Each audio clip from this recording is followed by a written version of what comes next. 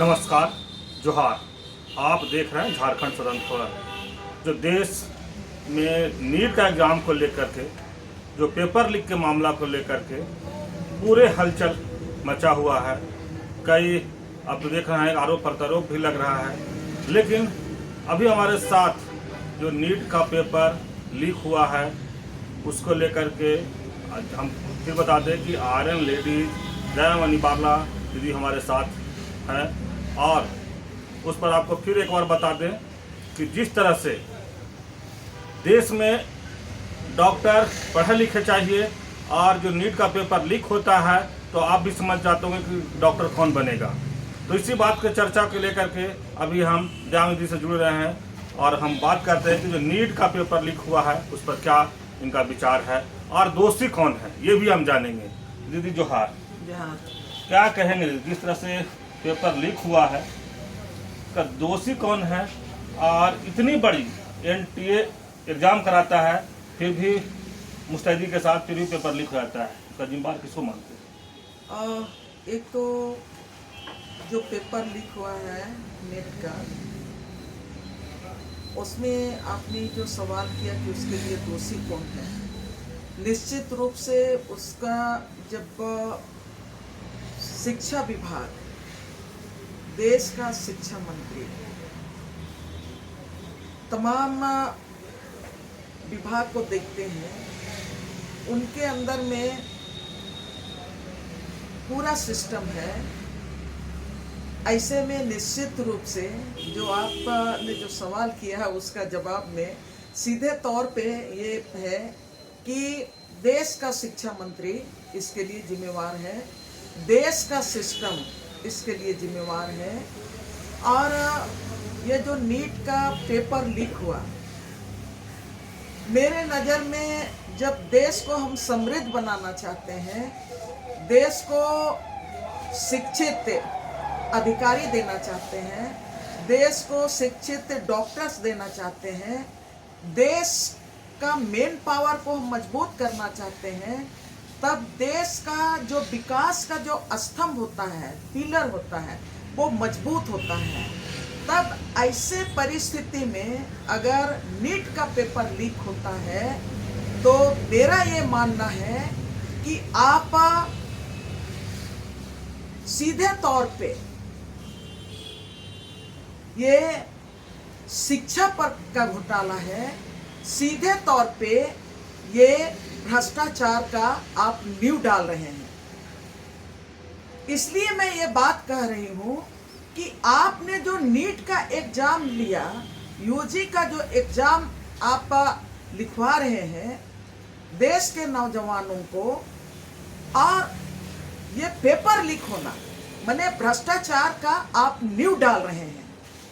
अब जिन युवाओं को हम देश का हमारा पिलर मानते हैं, देश का हमारा भविष्य मानते हैं, उनके भविष्य के साथ आप खिलवाड़ कर रहे हैं। आप जब देश के भविष्य के साथ खिलवाड़ कर रहे हैं तो जिस तरह से हम दावा करते हैं इस देश को हम समृद्ध बनाएंगे, इस देश को हम देश का विश्व गुरु बनाएंगे, ये कैसे संभव है? और जब ये पेपर लीक हो जाता है तब मामले सामने आ रहे हैं कि कौन दोषी होगा और किस तरह को दोषीदार भी आइडेंटिफाई हो गए हैं। ऑलरेडी कई लोगों की गिरफ्तारी हो गई है, कई लोग कबूल कर लिए, कई लोग कबूल कर लिए हैं कि हमने ये गलती किया, और ये गलती स्वीकार करने के बाद आज माननीय सुप्रीम कोर्ट भी आदेश दे रहे हैं कि इस पर कार्रवाई होनी चाहिए। तो हम ये कहना चाहेंगे कि जब हम भ्रष्टाचार, जैसे केंद्र सरकार, मोदी सरकार कहती है कि वो विपक्षियों पर आरोप लगाती है कि सारे विपक्षी भ्रष्टाचार को बढ़ावा देते हैं, तो मैं सीधे तौर पे मैं देश के केंद्र की सरकार नरेंद्र मोदी को भी मैं ये कहना चाहती हूँ कि अगर आपको ये समझ में आ रहा है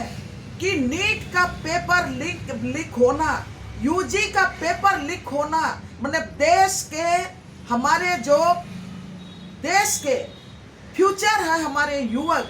और देश को जो लोग मजबूत बनाएंगे, उस सिस्टम को आप भ्रष्टाचार के गर्त में ढकेल रहे हैं, तो केंद्र सरकार उसके लिए पूरी तरह से जिम्मेवारी है। और ये जो नीट का पेपर आज सारे लोग मांग कर रहे हैं कि इसलिए कि लीक हुआ है, तो इस परीक्षा को रद्द किया जाए, ये सबकी मांग है। और मैं ये कहना चाहती हूँ कि नैतिकता के आधार पर देश का ये जो शिक्षा मंत्री, देश का जो शिक्षा मंत्री है, उनको नैतिकता के आधार पर धर्मेंद्र प्रधान को अपने पद से इमीडिएट इस्तीफा देना चाहिए। इसलिए इस्तीफा देना चाहिए कि आप के रहते हुए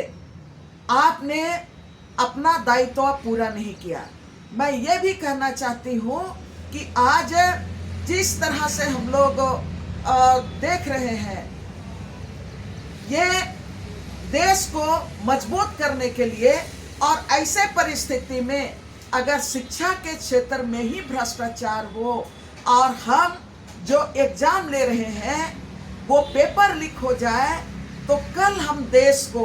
किस तरह का इंजीनियर देने जा रहे हैं, किस तरह का हम डॉक्टर देने जा रहे हैं, किस तरह का शिक्षा हम देने जा रहे हैं। मैं उदाहरण के लिए मैं बात कह रही हूँ, आज तो नीट का हुआ ना, कल कोई और भी एग्जाम का पेपर लीक होगा, तो देश को आप किस तरह से सुदृढ़ बनाएंगे, इसके लिए देश को समझना पड़ेगा। और मैं धन्यवाद देना चाहती हूँ, कांग्रेस और गठबंधन ने इस सवाल को भी बखूबी से उठाया है। और कांग्रेस ने तो अपने 5 न्याय पत्र में उन्होंने पहले ही मांग रखा है कि युवाओं को हम न्याय देंगे, और युवाओं को न्याय देंगे बोल के। तो आज पूरे देश ये मांग रहा है कि जो नीट यूजी का जो पेपर लीक हुआ है, पहला ये परीक्षा को रद्द किया जाए और इस तरह का धांधली को रोका जाए। और इसको रोकने के लिए कड़ा कानून, पेपर लीक को रोकने के लिए कड़ा कानून बनाया जाए। और उसके साथ ही देश के जो शिक्षा मंत्री हैं, नैतिकता के आधार पर इस अपराध को स्वीकार करते हुए वो जितना जल्दी हो पद से इस्तीफा दे, और देश का जो अभी एनडीए की सरकार है उसको तुरंत इस पर एक्शन लेना चाहिए कि ये पेपर लीक पर कड़ी से कड़ी कार्रवाई होनी चाहिए। दीदी, जिस तरह से पूरे देश के बच्चे नीट का जो एग्ज़ाम करीब 24 लाख कुछ लोग एग्ज़ाम दिए थे, आज एग्ज़ाम दिए और रिजल्ट जो जिस तरह से आया कि नीट का पेपर लीक हो गया, उस पर प्रधानमंत्री जी चुप्पी साधे हुए, अभी तक प्रधानमंत्री जी कुछ नहीं बोल पा रहे हैं, तो इस पर आपको क्या? देखिए, देश का प्रधानमंत्री तो शुरू से ही हैरानी की बात है। आपने जो सवाल किया कि 25 लाख बच्चे इसमें शामिल थे और पूरा देश अभी इसको लेके चिंतित है और आक्रोश में है, इस पर कार्रवाई की मांग कर रही है, लेकिन प्रधानमंत्री चुप्पी साधे हुए हैं। ये देश का ही मतलब अजीब स्थिति है। देश का प्रधानमंत्री मणिपुर जलता है तो चुप्पी साधते हैं, देश का प्रधानमंत्री दलितों के ऊपर में अत्याचार होता है तो चुप्पी साध लेते हैं, देश का प्रधानमंत्री यहाँ पर बेरोजगारियों का हाहाकार मचा हुआ रहता है तो भी चुप्पी साधते हैं, आदिवासियों के ऊपर में जिस तरह से सीधा पेशाब कांड हुआ,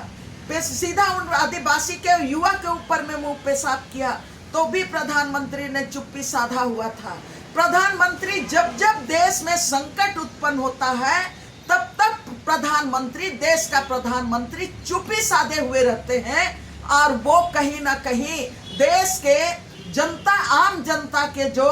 ये है मानसिकता है उसको हमेशा भटकाने के लिए कुछ ना कुछ उल्टा सीधा कुछ करते रहते हैं। कभी तो गुफा में सन्यासी बनने चले जाते हैं, कभी तपस्या करते हैं। तो अगर हम ये देश का एक नागरिक होने के नाते अगर हम सवाल करें कि आप देश की रक्षा के लिए आप तपस्या करते हैं, आस्था रखते हैं, तो ये देश में इस तरह के 25-25 लाख बच्चों के जिंदगी के साथ क्यों खिलवाड़ हो रहा है? तो ये प्रधानमंत्री चुप्पी साधे हुए हैं। आपको चुप्पी तोड़ना पड़ेगा इस देश के भविष्य के लिए।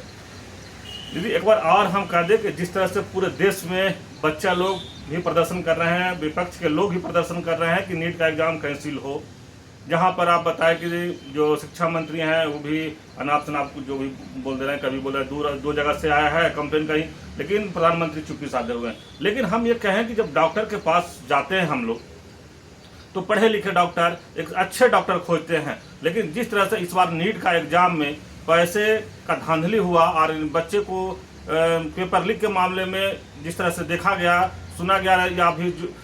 कहा जाए तो एक अच्छे रकम मोटी रकम लेकर के बच्चे को रटाया गया, जिस तरह से पेपर खबर में आया कि रटा करके एग्जाम दिलाया गया, उसको आज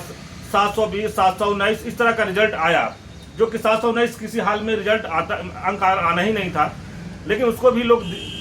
एनटीए के लोग यह कहेंगे लोग दिए। तो इस तरह से जो पढ़े लिखे बच्चे थे आज हमको लगता है कि बाहर हो गए, जो जिस तरह से पैसे पर खरीदा हुआ पेपर था वो आज 720 नंबर भी ला करके। तो इस तरह के डॉक्टर जब हम आएंगे देश में, जो देशवासियों जाएंगे दिखाने, तो क्या लगता है इलाज सही हो पाएगा? देखिए, जिस तरह से प्रधानमंत्री ने देश का निजीकरण, हर क्षेत्र का निजीकरण का प्रक्रिया शुरू किया, हम लोग शुरू से ही इसका विरोध करते रहे। हम लोग शुरू से शिक्षा का निजीकरण का विरोध करते रहे, हम लोग स्वास्थ्य का निजीकरण का विरोध करते रहे, हम लोग हर आर्थिक निजीकरण का हम लोग विरोध करते रहे। आज जिस तरह से आपने एनटीए को, एक एजेंसी को आपने परीक्षा आयोजन करने के लिए जिम्मेवारी दी है और यहाँ पर भारी भरकम आप धनराशि खर्च करके एजेंसी से आप परीक्षा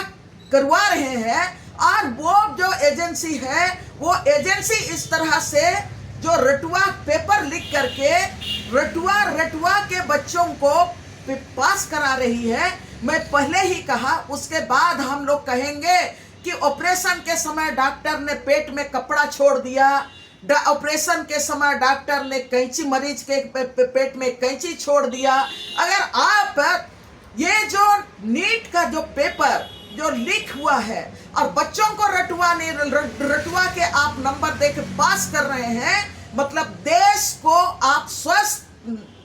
इलाज नहीं देना चाहते हैं, समृद्ध इलाज नहीं देना चाहते हैं, देश का स्वस्थ सुविधा को आप मजबूत नहीं करना चाहते हैं। इसीलिए मैंने पहले ही कहा कि आप देश को पूरी तरह से स्वास्थ्य के क्षेत्र में, शिक्षा के क्षेत्र में, और मैं पूरी तरह से एक शब्द में कहूं तो देश का जो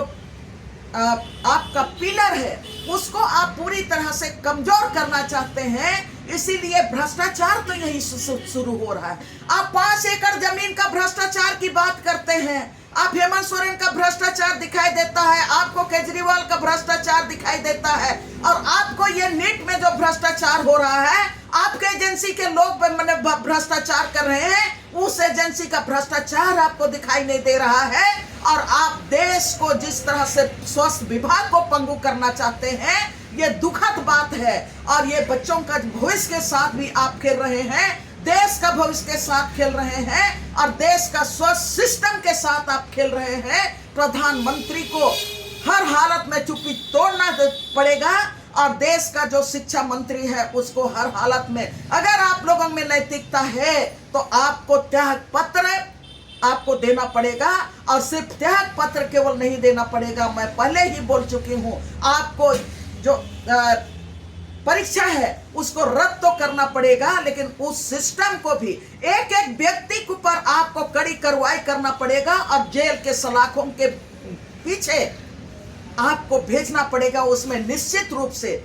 हमारे देश का बात है तो केंद्र का शिक्षा मंत्री के साथ तो कितने और मंत्री हैं, वो उनको खोज के आपको खड़ा करना पड़ेगा। वो छोटे छोटे लोगों को केवल आप खोजने में सक्षम होते हैं और कहते हैं कि हमारे लोग पाक साफ हैं, ये कहते हैं। आपको एक एक जो अपराधी हैं उनको खोज के निकालना पड़ेगा, तभी देश मजबूत हमारा होगा। नहीं तो भ्रष्टाचार का ये जो आप बीज बो रहे हैं वो बीज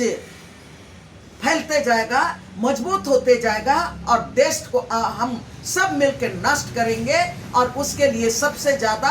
जिम्मेवार होगा देश का प्रधानमंत्री। जिस तरह से आप बोले कि भ्रष्टाचार का बीज रोपा जा रहा है, ये कौन रोप रहे हैं? अगर देश का शिक्षा मंत्री जिम्मेवार है, तो देश का जो केंद्र सरकार में जो भी सिस्टम में है, जो भी शिक्षा विभाग को जो भी इस विभाग को देख रहे हैं, स्वास्थ्य विभाग को देख रहे हैं, जो भी एग्जाम कंडक्ट करा रहे हैं, सारे केंद्र सरकार का सिस्टम उसके लिए भागीदारी है। चलिए, जिस तरह से अभी आप सुने दयानिधि की बात कि नीट का एग्जाम के लेकर जिस तरह से लोगों में आक्रोश है, उस तरह से दीदी में भी आक्रोश है कि इसलिए आक्रोश है कि जो